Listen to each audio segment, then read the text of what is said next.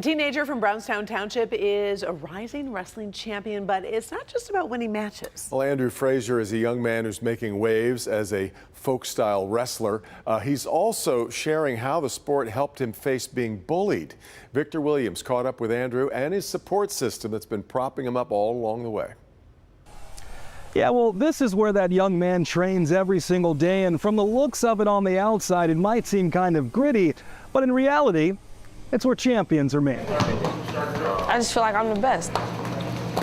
But I know there's a lot of people who are better than me everywhere, all the way around the world. Michigan Connections Academy student Andrew Frazier is a wrestling powerhouse.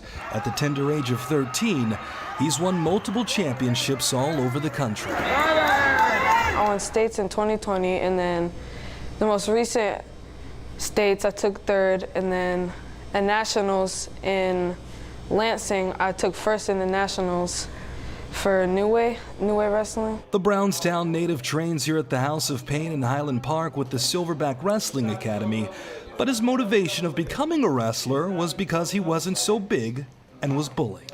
It started like the neighborhood bullies, like, you know, picking on me, trying to take my stuff, you know, just everything that a normal kid in the neighborhood would have to go through. His father, LaRue Frazier, spent a lot of time trying to figure out an activity that could teach Andrew how to defend himself. I went to boxing first. I tried to go to a boxing camp. They said he was still too young. So we found our way into wrestling. And that's when he met Coach Washington of the Silverback Wrestling Academy. I watched him when we had to peel his hands off the door to bring him in. He'd be hanging on to the door, and we had to peel him off to watch him, you know, just progress every year. The group meets nearly every single day at what's called the House of Pain, which gives these kids a safe place to let out some of that pent-up energy. We call it the rites of passage. That's what we call it over here. It does a lot for me to know that we're keeping him off the streets. Andrew's father couldn't be more proud knowing that this would be the end result of trying to teach his kid how to stand up for himself. Get them legs, lock it in, lock it in. Actually, when he first started, for a while, I was ready to give up, but Coach Wash told me, he said the cream gonna rise to the top. So he actually turned it around and became one of the better guys in the room.